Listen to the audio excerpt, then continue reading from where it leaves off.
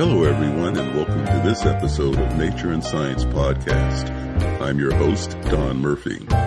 Joining us today are Lindsay and Shawn from L&S Artisan Meats, owners of the family farm where they raise sustainable pigs, beef, and chickens in Cotacachi, Ecuador. We're going to talk about sustainable farming and how they raise their animals humanely. Lindsay, Shawn, welcome to the program. Don, thanks for having us. Yeah, it's great to be here. Yeah, cool. So, Shawn, let's start off with you. What brought you to Ecuador? I think you came in 2009. Yeah, late 2008 I came, and I'd come here in 2005 to visit a friend in the Peace Corps and realized it's a pretty cool place. And as my life changed in 2008, I decided to look into Ecuador for living and find some sort of opportunity to make an income. So I came again in early 2008 and then came up with an idea and then ended up moving here late 2008. Yeah. Oh, okay. Well, that's interesting because I came to Ecuador first to visit a friend in Quito. She left. I came to Cotacachi, fell in love with it, and never left. So, similar experience. So you weren't looking for anything when you first came to Cotacachi, or it wasn't part of some spiritual quest or journey? You were just visiting a friend? Well, when I first came to Cotacachi, I didn't come till 2008. When I met the friend, we traveled around to the Amazon, the beach, and Quito. We didn't come to Otavalo or Cotacachi. And so when I came looking for income, I decided to come up here because it was pretty hot online. There's some people promoting pretty well. And so I thought, oh, I'll come up here. And there ended up being some opportunities for businesses up in this area and things like that, according to these people online. So, so you followed that and ended up staying, but you had some initial challenges. It wasn't easy getting started. So what did you start off with once you got there? Okay, so when the idea was to to buy this chicken farm and raise chickens commercially. And it was supposedly sold as turnkey, but we found it wasn't so turnkey of an operation. We spent a lot of money and difficulties with working in the Ecuadorian society and dealing with Ecuadorian businesses and cash-based things. And it was just hard on us, on me. And I had a partner at the time that he lived in the States, but I was doing the work down here on the ground. And so I basically stuck into work for about a year just in the chicken business and talking with only Ecuadorian people. Learned Spanish pretty quick that way out of necessity. Right. Understand. Well, yeah, I mean, I think we first met because I bought chickens from you when we got to Ecuador shortly after you started the chicken business. So you adapted, pretty quickly, I think, and your business grew and you started doing other things other than chickens. Yeah, so as the chickens didn't go quite as planned,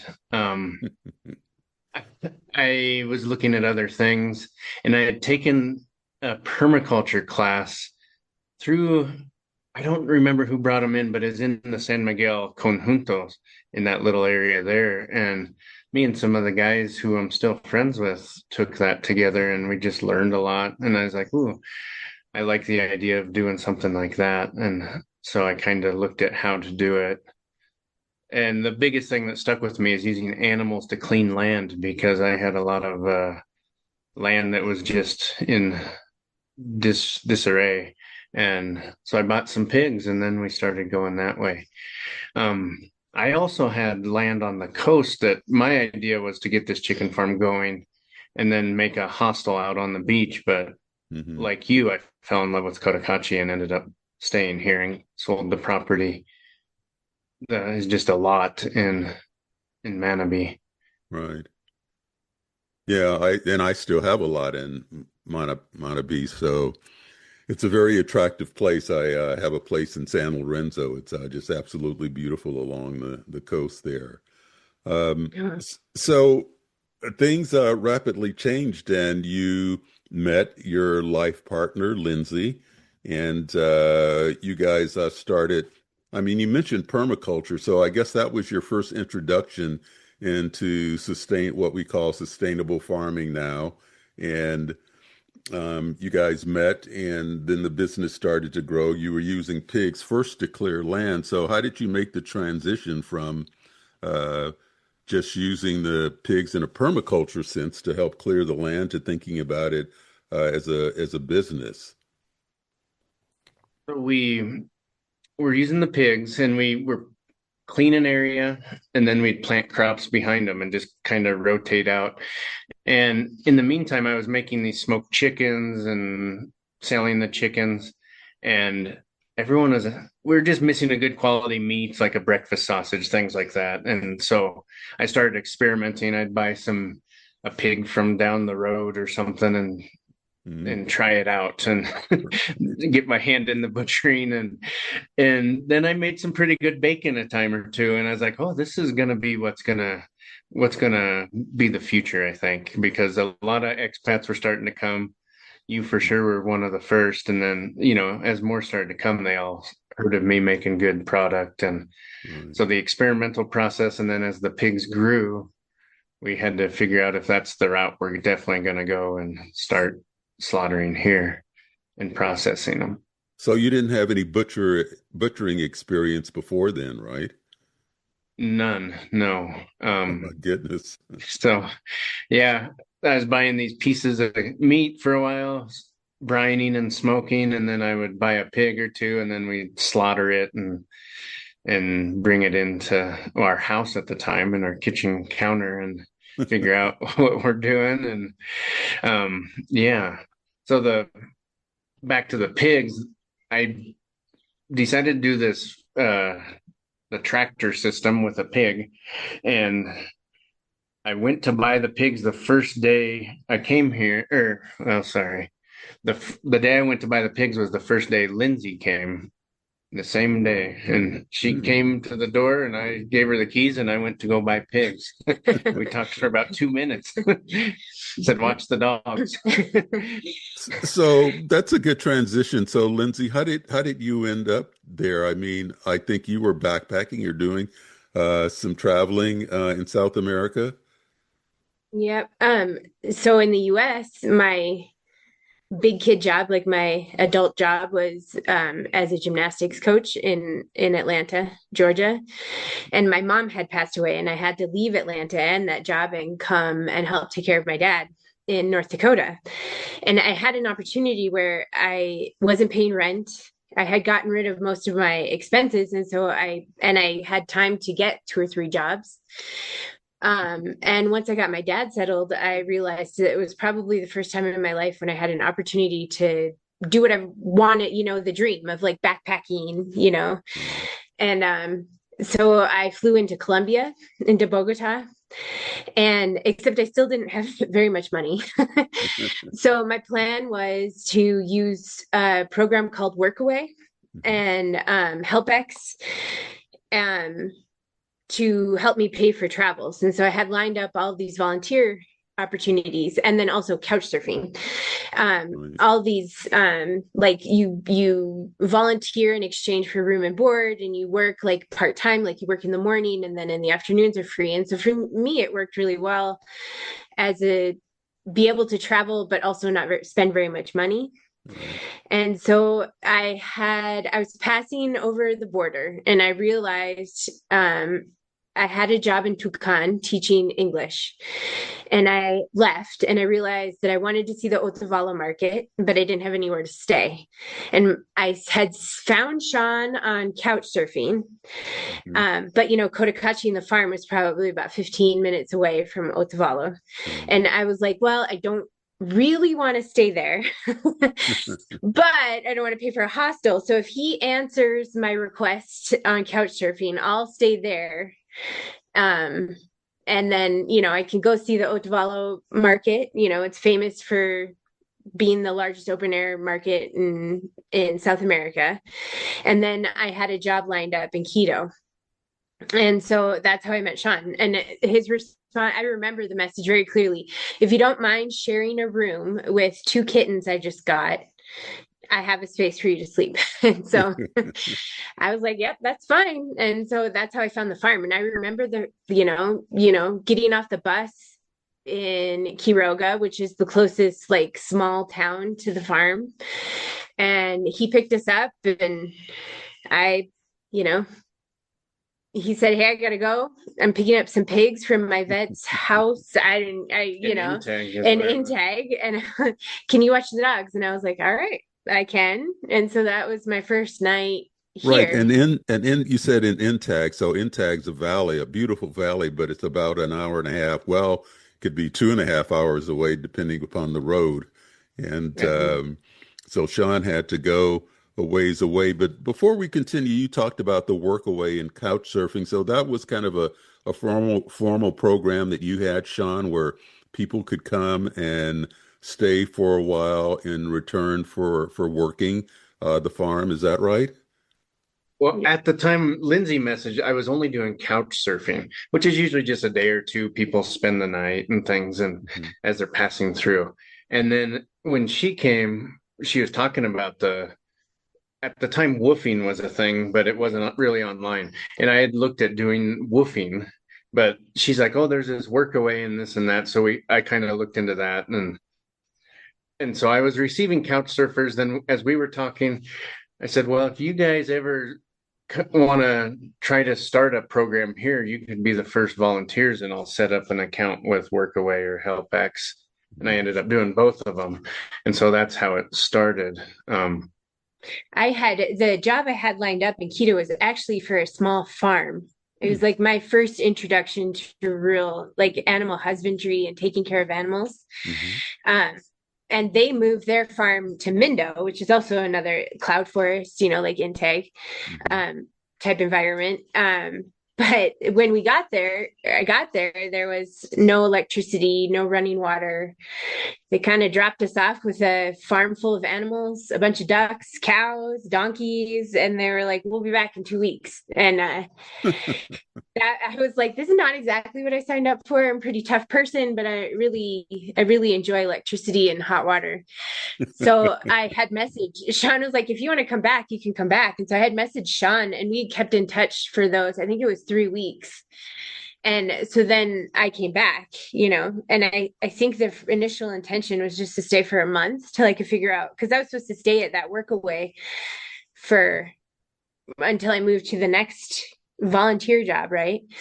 There was 3 of you that came. 3 of us from this place that came back. They abandoned that farm and came this way. And I said, sure, let's try it. And it was interesting to me because I had worked on like community gardens and I had an interest in the idea of permaculture, but it was interesting to me because he was actually putting it into, practice this was like right as I arrived when he was really starting to go full bore on the permaculture, planting a food forest, like all of these things that were interesting to me, but I knew nothing about at the time. Right. So you were basically learning as you go. I mean, so now, of course, you have this wonderful farm that's self-sustaining, but in the beginning, you had to learn.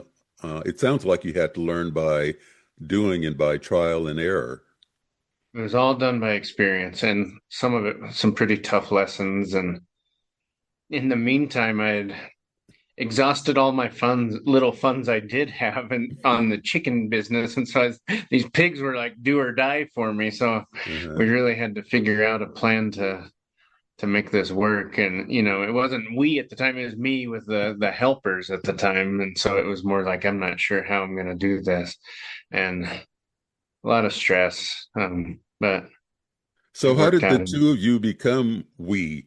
Over time. So Lindsay's coming and she's just basically doing couch surfing. She's traveling throughout South America, comes to Cotacachi. And so how did the two of you become we? Well, when we were so hands-on what we were doing, we were building all these fencing, we were doing a lot of gardening.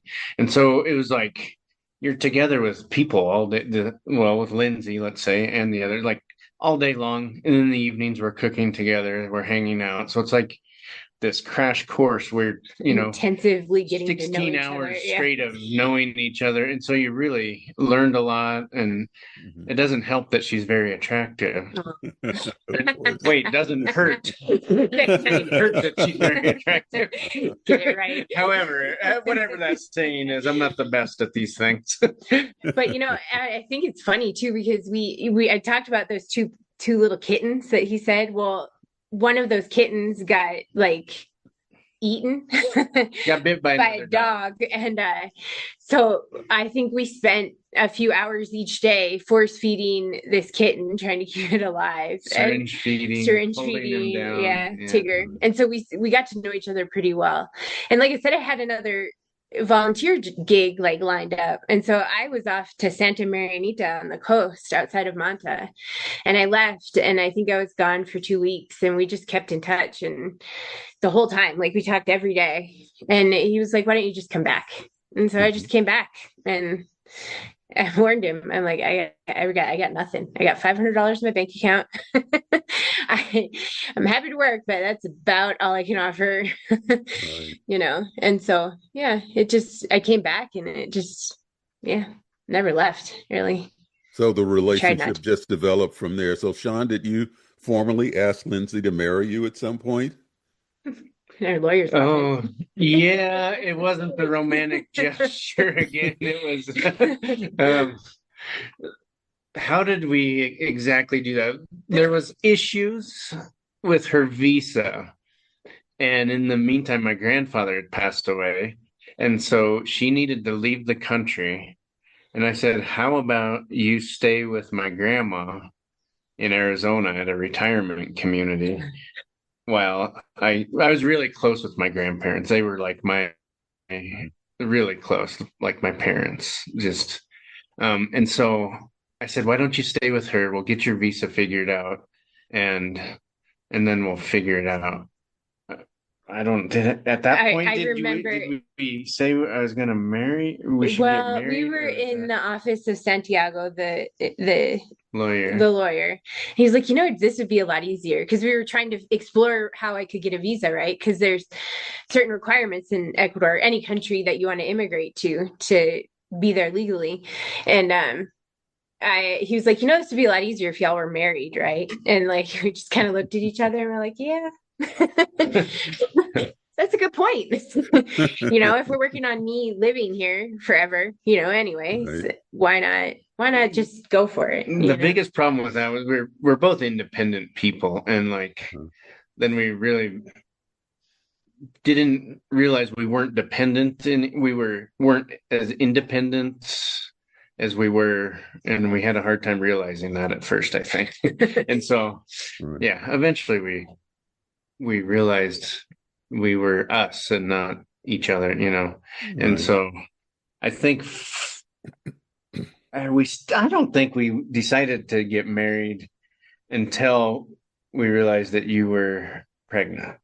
Was that, or did we have it planned? We had it planned. Okay. We had, even the pregnancy was planned, right? Okay. Whether you remember it or not. Well, no, I remember that. And I even remember that.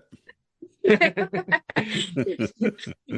yeah, and it was just honestly, to be completely honest, I think both of us would have lived our lives happily, not necessarily going through the legal process of getting married, because we were committed to each other. Like we knew what we wanted with each other, and to be together and to try this adventure together.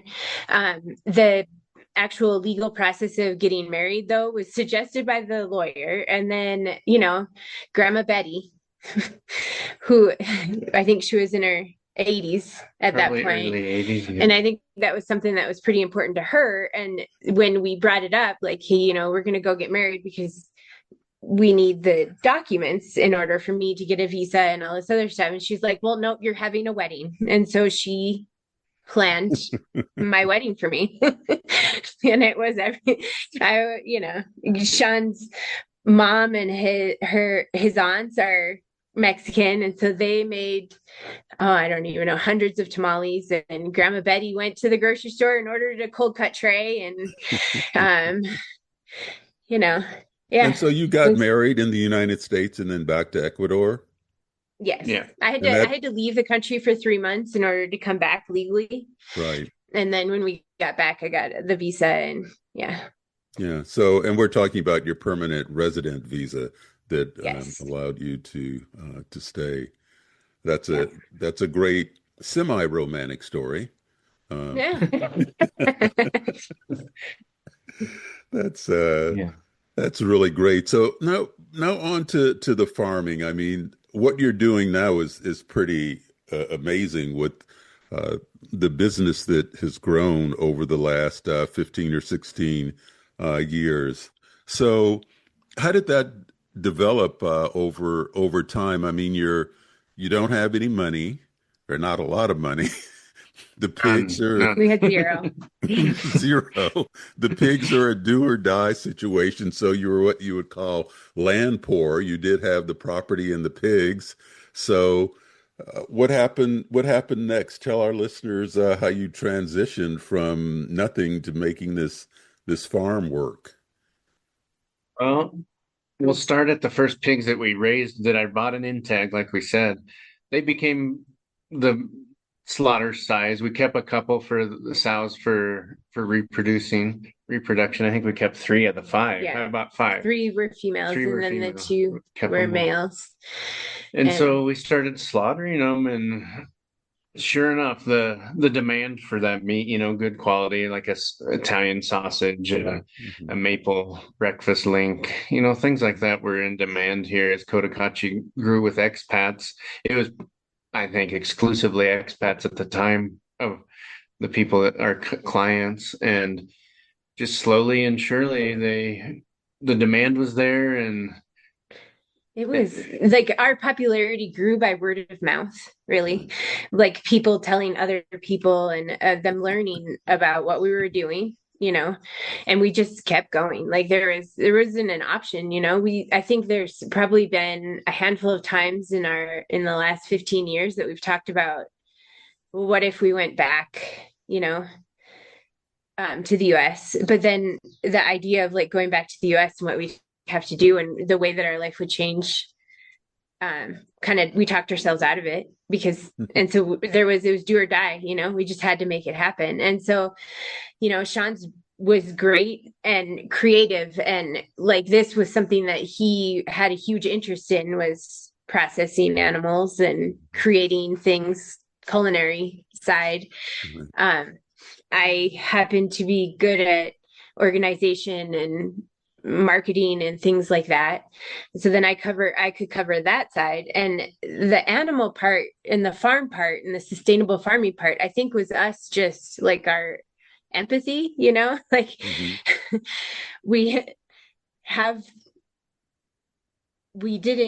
it's hard for us. Even like we visited a commercial pig farm when we were looking to expand our genetics and find different pigs. And I think for both of us, it was a fairly traumatizing experience, seeing the pigs cooped up in those little concrete boxes. And so that's where where we knew what we were doing with the permaculture thing, that even though it's harder and maybe it may be a little bit more expensive, it's worth it to do it the right way, the way that we felt ethically it was. And so for the right way, I'll explain that real quick. So we were raising them on open grass. We were planting pasture, like good quality grasses, and I was using electric fence. And I was building these wood structure houses and had to move them every few weeks, and it was becoming hard. And so I built a steel house that was portable. And then we started rotating. Our land is big, but not huge. Like we can't let them roam for 6 months off in the one area. And so we were having to rotate them frequently, which was fine. And the electric fence worked really well. Everyone thought we were nuts. I was, just watching these pigs out on the grass around here was unheard of, And so little by little, we kept growing it and figuring out how big we could. We ended up putting pigs all the way to our front gate, and we have property rented in the back that we're using. But we just have a system, and everyone could see around us how great the soil was afterwards, and how fast the grass grew back, and how great of a quality it was. And it worked. I mean, and 10 years later, I think it was the first time we plowed the land in some of these places, and we had a topsoil that was just rich and dark where it used to be real sandy. And so then we really saw how much we've changed the land here and improved it. So did most of the waste from the pigs, I know that's often a challenge for pig farms is how to manage the waste. So are you saying that most of the waste from the pigs went back into the soil for fertilizing and that sort of thing? How did you manage that part? All of it goes back into the soil. So we move the pigs frequently. And so if they're in one area in a small paddock, we just wait until, the grass is a little eaten, and then there's a lot of manure. Mm-hmm. And then it rains enough here, it gets put into the soil. And there's like the micro biodiversity is so prolific right now that within a couple of weeks you wouldn't even know that there was pigs had passed through. It just eats up their feces. It just eats up the pig poop and just puts it right back in and breaks it down, and then you get this beautiful soil and this grass that grows really quickly. You wouldn't even know that there were pigs there 2 weeks before.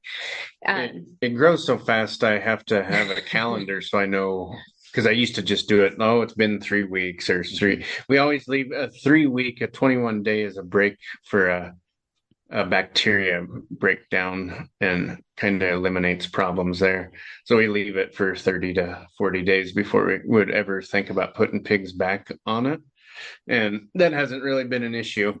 If they accumulate in our rotation on this 2 to 3 week change, we scoop up the poop, because like in a rainy season, they don't go very far from their house to poop at night. And so that'll accumulate.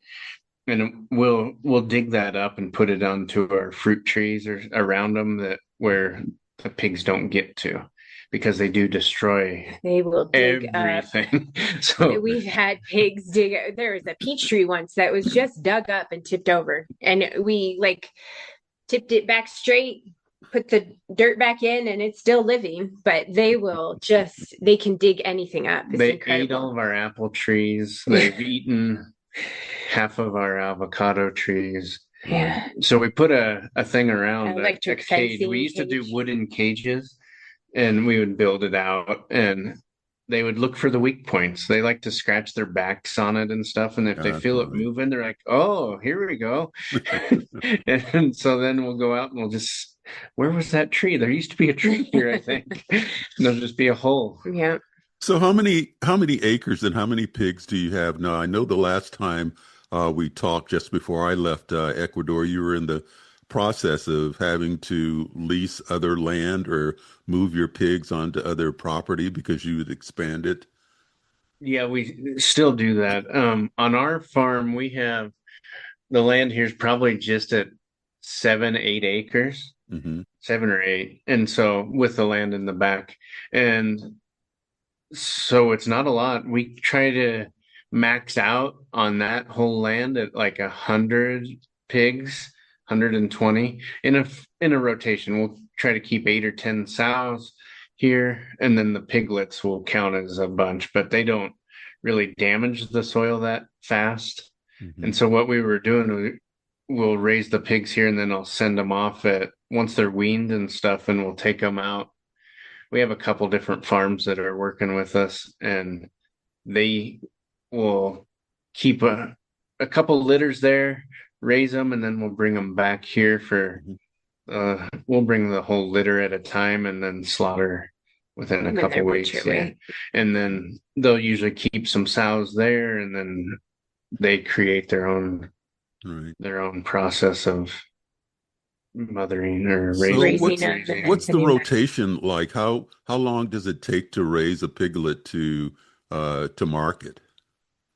Well, let's just start. We do artificial insemination, and so once they're inseminated, it's like 115 days gestation, and then the piglets are there. Hmm. And then from there, from the day they're born, we're usually slaughtering within 160 days, 170 days. So Hmm. 6 months roughly Hmm. is an average when we start slaughtering the the litter. And then we'll keep back the good sows, and we always have a rotation of that. It's a hard process. Like, I'm planning out 18 months in advance now and how we're going to do it. And so if one of these guys will quit raising pigs for us, it changes everything. Or if we have Right. something at those places or here that a group of pigs get sick and some die or something, then we we are affected later on in the year too. So it's a tricky thing. Well, that leads to another question. So, do you have a regular veterinary service that you're attached to, or do you care for the pigs yourself? Between me and the workers, we do the majority of it. We do have a vet that he's been a friend of mine It's, for 15, 16 years. it's where we bought the first. His mom was who we bought the first pigs from. His Dan, aunt sorry, was the was one, the yeah. one in Integ who had the first 5 pigs, and so Danny Baca has been a part of our journey. Yeah. I have him out more Oh, I didn't now because realize I'm you bought them from Danny. I know Danny, so I didn't yeah. realize that was where the Yeah, first he and I pigs were came from. oh sorry. He and I were friends before I had the pigs, and so went out to their family hacienda in Intag a time or two with him and his brother, and you Mhm. know, so we were kind of buddies because I was here on my own, we're the same age basically, so we kind of Right. hung out. We went out there on the weekend and things like that. Um, Well, that's and so pretty. his aunt is where we bought him. So, is there any kind of certification in the country that certifies your farm as being either organic or sustainable? Do you have any kind of certification, or is it just through your own efforts that you've been able to develop this sustainable farming? I think that Ecuador is starting to develop the classification of organic. You see people advertise it. I don't know exactly that there is an official classification Back in right the now. day, we looked and there Yeah. wasn't, but that was over a decade ago, and it wasn't a huge concern to us as well as in the States. I've read a lot about the classified organic in the States isn't very great, so Right. the real guys are doing their own thing, especially the pigs, that if they're doing the pigs out right, they don't care about it either. So it wasn't a huge concern to me. Um, in our markets, we don't sell it retail at a grocery store or anything like that. So it's not a huge concern as like we have this fancy packaging that says organically raised or anything. It's just people have to know it. I mean, if they know Understand. us, they know how it's raised, and that's usually their driving point for buying from us. Right. So tell our listeners what products do you produce and how widely are they distributed? We have probably 105, 109 products, I think the last time I checked. From the smoked products, which are, bacon hams. We do at the holiday times, we do like leg hams, the big bone-in hams. The rest of the time we have the loin hams, which are the smaller ones. Um, to smoked ribs. We have summer sausage, throwback to the Midwest. Hmm. The variety of sausages. I think we have like 15 or 20 different types of sausages between fresh and smoked sausages. And then a few years ago, we started doing the aged meats, the salamis, different types of salamis. Like I think that's what Shawn has had a lot of interest in recently, is especially like during the holidays, we do gift boxes. And so he Hmm. made a huge line of like Milano salamis, the Genoa, all the different like these that I've had to look up because I didn't even know what they were until I Right. started making them. Lonzino's, prosciutto. And then, honestly, we had always said we were just going to stick with a lot of the processed products because that was our strong point. Then during the pandemic, when getting into a grocery store to go grocery shopping was like a 2-hour wait, Yes. we started producing the just plain cuts, the chicken breasts, the chicken thighs, ground beef, the basics that people just need in their everyday life because we could make it and it was better than what you can find in a grocery store, and accessible for people during that year where, Ecuador was pretty much locked down completely. Right. So you're distributing all over the country now, and so how do you do that? How does the process work? How do you get your product out to the different places in the country if you're not in grocery stores? Well, Ecuador has this incredible public bus system because they get people, not everybody has cars. Actually, a small portion of the population has cars. And so they move people around the country very quickly, very efficiently in buses. And so we started using that, the bus system to transport meat. And it's probably 3/4 of our sales now. Cotacachi still is huge. Shawn and I talk about the amount of meat that Cotacachi can eat. the small little, 3,000 or 10,000 people population. And then we go to Quito. We became pretty well known. There's a lot of North American teachers that work at the international schools in Quito, and then they found out about us and they asked us to start delivering to their schools, and then through them, word of mouth from everybody else. Everybody's got kids Sure. and they all talk to each other, so we started delivering every Friday in Quito. And then we had customers from Cotacachi move to other areas of the country, asked us to send meat to them because they couldn't find anything that equaled what we produce. And so we started shipping in coolers across the country. And I think we now ship to, I believe, like around 20 cities in the country. So all up and down the coast, Cuenca, Baños, Loja, pretty much every major city in Ecuador we ship orders to, just in So what coolers. happens to those coolers once they get there? How's the meat distributed? Do you have someone that does that for you? We've developed relationships. Everything's about a relationship, right? With Right. people who pick up the coolers. They meet the cooler, they pick up the coolers. Every order is packed in the cooler with the person's name on it, separated with fresh items and items that are frozen. And then we got Juan on the coast and Herman and Cuenca and individual customers who will meet the coolers and just pick up their orders, and they ship the coolers back to us. And so, for example, Juan in Manta he's our guy on the coast. He does all of Manabí. Yeah, So all it's of really Manabí. big. So he'll meet the cooler, pick up the coolers. At this point, we're shipping between 15 and 20 at least once a week to the coast, full of coolers. Each cooler can carry about 100 pounds of meat. And then he picks up the orders and he drives them and delivers them where they need to go, delivers it to each customer. We handle the orders, we handle payments, and then he handles distribution in the different places. Once they're distributed, he just puts coolers back on the bus, and it's crazy. We can ship a cooler right now. Shipping a cooler costs $8 and like 39 cents per cooler of meat to get to the coast. Cool.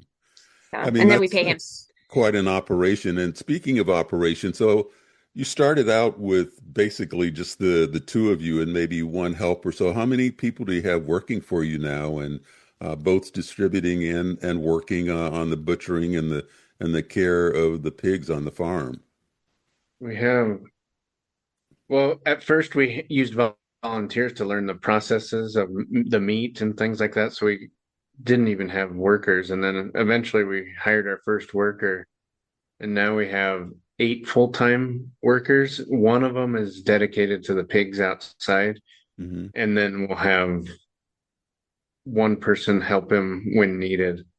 And then in sale, that's 8 in the on-site on our farm, Processing and doing the processing, the yeah. meat, and helping organize the freezers and stuff like that. And then 3 in sales. I see. And you were saying you were expanding you're building a new building. What's that going to be all about? Well, when we started slaughtering in or processing the meat in our kitchen. And then we moved to my grandma, the same grandma we were talking about. She knew we were doing that. And she's like, well, if you have a child, you can't be doing that inside your house.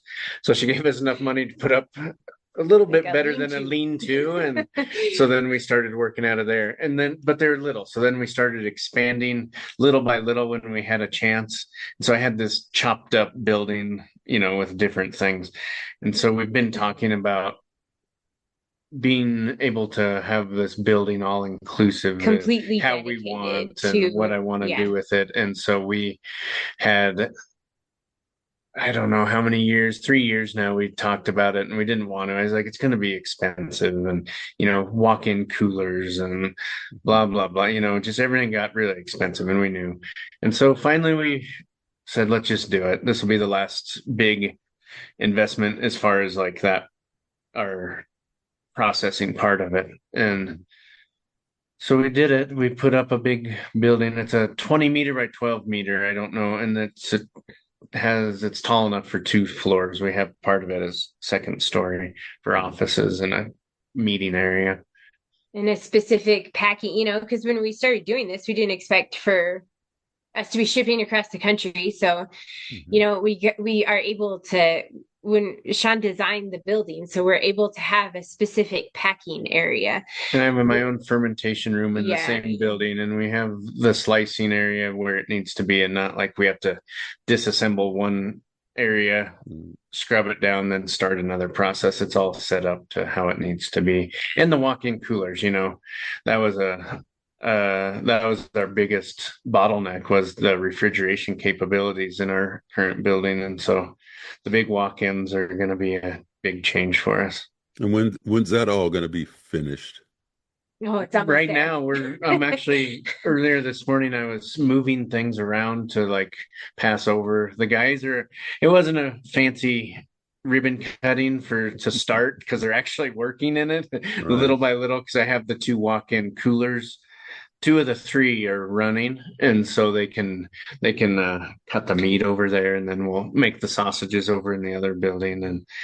But by the end of this month, we'll be 100% over there. But I think it's something to point out if someone is thinking about, a young person is thinking about moving to another country.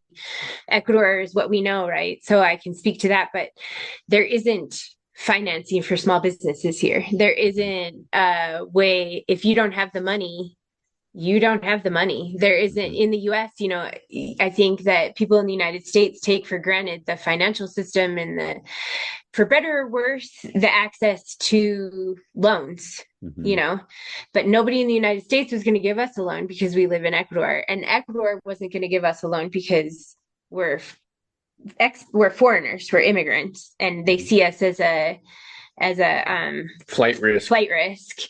And that, on top of that, it's also very expensive. You're used to, at a high end on a loan in the US, being 7 or 8%. Here, the good interest rate starts at 13%. And so that was another thing that we had to stomach. There isn't an easy way. This is a dream that we had, and we could have afforded 3 years ago. But if you don't have the money, and there's no one willing to finance it for you, you really have to be creative, and you got to keep working hard and figuring it out, because there isn't an easy way. There's no investment. Luckily, we found a private loan at a in-between rate, so understand. Satisfying. So between that loan and the revenue that you generate, you're able to sustain yourself and to continue to grow gradually. I think the thing that you did that's so impressive is that you didn't grow too fast. You just worked hard Yeah. and let the business evolve quite naturally. So the business side was almost as organic and down to earth as the farming environmental That side. that's so true, and it's become such an asset to us to have that.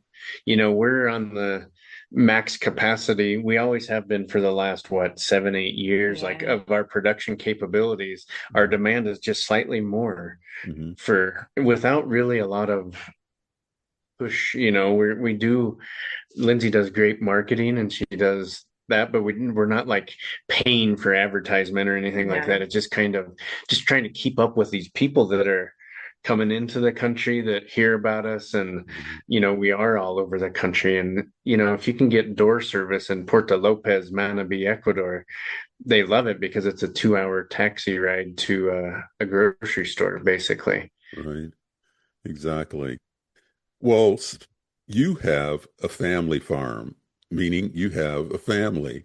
And tell us a little bit about your family and their involvement in the farm.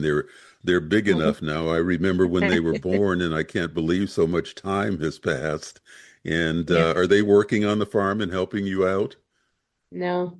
When we pay them. Gus is 12 years old and he's helping me I bought a lot of shelving, like the for the new building. And so he's helping me put that stuff together. It's a bit But as tough. far as the land side of it, they're not super interested in digging holes and doing a lot. Gus loves the machete though, so he'll help me clean Cut out down a areas. tree. I got him a hatchet and he likes cutting. He's very efficient at cutting stuff down. He also it's very Tom Sawyer, is in like, hey, we need you to paint this and we'll pay whatever. I don't know. I think it was $3 or something for $10 to paint the storage container that we had bought, stuff like that. Marley, the youngest, really absolutely loves animals. And so she will help feed the piglets. We've every once in a while we have a group of piglets whose mom doesn't survive, and so a couple years ago a year ago on Sean's birthday, we had a group of piglets where the mother didn't survive, and it was like having babies again. And I was out there bottle feeding these piglets every 3 hours, and Marley was out there helping me with it. So she really loves the animal part of it. But as far as like working with the pigs, it's something hopefully they'll get into later. Well, one of the reasons I asked the question is that coincidentally this morning when I woke up, I got an article in my inbox from the Wall Street Journal, and it was talking about in America how the farming is just so much on the wane in this country that this next generation is not taking over farming at all. Do you have so that leads me to ask if you have any expectation about the next generation continuing your efforts, or I mean, I know you're relatively young right now, and so you may not be thinking about that, but it is a consideration. He asked Gus yesterday or 2 days ago what he wanted to do. He said he wanted to take over the family business, but he's Hmm. got a long way to go. Hmm. With me, my grandfather had his own business, the one that I mentioned earlier. And so watching him, it's your whole life's work, And so I've lived side by side with him on that. And so at the end of when it was hard for him to actually retire and get out of his business. And I'm trying to make that separation for myself. So I'll be able to do it at some point. But he asked me if I wanted to take it over at one time. And I was like, man, that's your whole thing. You can't just give it to me. Hmm. And, with my kids, they're going to have to learn that nothing's just going to be something of this magnitude. It's not going to be given to you. You have to earn it and you have to Right. make it count. So I don't know. We were so poor for so many years and we put everything we earned into it. And, I got rid of all my 401ks back in the day, way at the start, and Right. so this is it. This is our retirement. We invested in ourselves. And so we got to think about that, like how we make that transition. It's not just like, here, have the keys, and then we walk away, because we'll be really poor again. So we got to figure out some logistics and things like that. But yeah, we would love for them to take it over and make sure they take care of mom and dad, though. It is labor of love too, right? Like it was a struggle. We talk about like it was never. It's not. Nobody sees it. It's not as easy as just like going to a 9 to 5 job. Never, ever, ever has it been that easy. It's a 24-hour wake up in the middle of the night because you got to feed piglets, or wake up in the middle of the night because there's downpour flood and you got to move a mama pig and her babies out of a flooding pasture. It's not, so they really have to have the heart for it too, And I, like you said, I think that a lot of people don't. It's the one thing though is that I'm happy that they grew up in this, because the next generation of people aren't learning where food comes from. Yeah, that's very true. Well, the nice thing about you living in Ecuador, and I see photos from you every now and then, is that it's a beautiful country and you guys take some nice vacations. And so you do get a break every now and then, don't you? Yeah. Now, yeah. But until probably about 3 or 4 years ago, both of us couldn't leave the farm at the same time because it's just there's no. I mean, there was those years you knew us quite well back then, and you talked to me a lot and helped me through some tough things, and but yeah, it was hard. Like Lindsay, our kids are so close together. It was just like we came out of this big cloud after. Yeah, don't you remember that? I'm like, no. Yeah. I remember Marley being 6 months old and Caroline being 2 years old and Gus being 3. And that was all I could keep in my head at that point, right? She kept the kids alive. I kept the farm going, and we had enough food to eat all the time. But there wasn't much else for a lot of years. No, and there were, like the thing about living in a community like this, you both say you fell in love with Cotacachi, but Cotacachi really is this magical little unicorn of a place where there were weeks when our friends who owned a tienda, and they're still friends to this day, where I was like, can I get this now, but I can't pay you until Thursday. There were, when I was digging through the couch cushions to come up with change, there were those years. Right. And so now when I can go in there and be like, I would like to buy. But now, we're lucky enough, like you see our pictures. We have a friend who was first a customer, I think. Now they're friends, and they have a condo out on the beach that they rent. We usually do an exchange.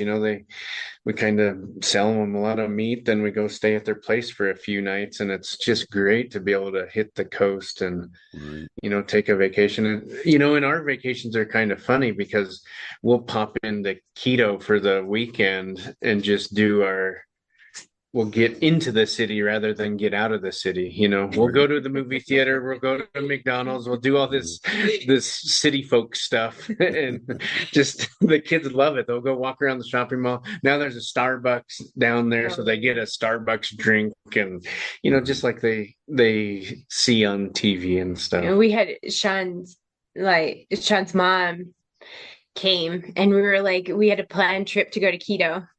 And the kids were like, yeah, we can go eat at McDonald's. When are we going to go to McDonald's? And they were like, why? What are they so? I'm like, this is once a year kind of like experience for them, because there aren't fast food restaurants near us. The closest one is 40 minutes away, and it's the only one they ever get to eat at. And, it's just that people, I don't think, realize the difference in life here in little small town Ecuador versus... I mean, I'm cooking the kids eggs and bacon and sausage almost every morning, and they have a hot breakfast 5 days a week. The weekends I get lazy. It's like the opposite. It's like I remember people talking about how important breakfast was, so I'm really trying to instill that in them. And I'm up early, so I always have leftover pieces of meat, so we have good breakfast here. Yeah, the meat was raised out in the front yard, and the eggs are from a neighbor's farm, and and then the farmers market that we manage, or I manage, is also like another cornucopia of like Right. locally made products. And so really the other thing too is you read all these studies about processed food and how it's so much cheaper in the United States to eat processed food than it is. And for us, it's not even really an option anymore, you know? Right. Understand. Well, you mentioned the farmers market that you manage, and that's the probably one of the last things we ought to mention is that along with the family farm, you started this farmers market, which is, I guess, every Thursday there, which is a huge thing for both the expat and the local community. Tell us how that got started and how that's still working. Well, when we first, people first wanted to buy our products, we started selling them outside of the back of our car. And we had a friend who had an organic garden. And we were in the middle of San Francisco Square, which is the square in Cotacachi, and the police came over and they're like, "You can't sell in the street." And we're like, "Okay." Because in Ecuador, you see people selling in the street all over the place. But we had a friend who had a patio in that square. And so we just kind of set up camp in her patio. And then others joined us, people who produced coffee, people who had more organic meat, vegetables, bakers who had, sourdough bread joined us. And so then that became too cramped. And so then we moved to another space that was bigger. And then the city of Cotacachi during the pandemic asked us to move. And it was funny because the person in charge of tourism for Cotacachi was a Cuban guy who sold cheese at the farmer's market at that time for a while. He was like, "Well, why don't you move it into one of the city municipal parking lots?" And so we moved it into the parking lot, and it got bigger there. And then they gave us the stadium, and it got even bigger there. And I think now we've moved into a private place just because it's easier to manage, when you're working with government organizations, as you can imagine. There's always some sort of political thing happening. So we moved into a private space, and I think we have 103 vendors, Mhm. all producing what they sell. Right. And so it reaches about 1,500 people between the people that work for them, and it produces that many jobs in our community. And so it's become kind of a little force. Something Yes. Cotacachi's become known for too, because you can't find like aged cheeses, and our meats are there, and Right. kombucha and all the stuff that you could never find in Ecuador is now in this little market that pops up for 3 hours on every Thursday. No, that's just awesome, and that was a big part of our lives, of course, when we lived there. And I certainly remember you selling things out of the back of your car. You're like Richard Branson-esque. And I remember like that the first couple of times, like I had Gus, he was a baby, and I would just be like, look around, who doesn't have their hands full? And I'd pass Gus off to someone, and then I'd take care of a couple of customers, take a Gus back, Right. see if he'd be happy in the high chair or the car seat. Nope. All right, hold him, pass out a couple more orders. Right. Well, this has been a great conversation, and for our listeners, it is LNS Artisan Farms, and you are online. And if you're there in Ecuador, you can certainly access all of your products. But I really wanted our listeners to hear about organic farming and sustainable farming and what it takes. I know people have a romantic idea sometime about farming and what it actually takes to do that job, and I wanted them to hear a little bit about the reality. It's still romantic, but it's a lot of hard work. There's a lot of poop. And a lot of your life revolves around that. Well, Shawn, Lindsay, thank you for joining us on Nature and Science podcast. It was wonderful talking to you, and I know our listeners are going to love hearing about your story. It's been a fascinating journey for the both of you. Thanks to Lindsay and Shawn for joining us. If you are ever in Ecuador, look up LNS Artisan Meats. You won't be disappointed. On our next episode, we'll be joined by one of the first women lifeguards at Huntington State Beach, Debbie Friedman. She's written a great book called Guard It: Women, Water, and Saving Lives. This promises to be a great episode, so I hope you'll join us. As always, stay safe share happiness, and remember, never stop questioning. Curiosity has its own reason for existing.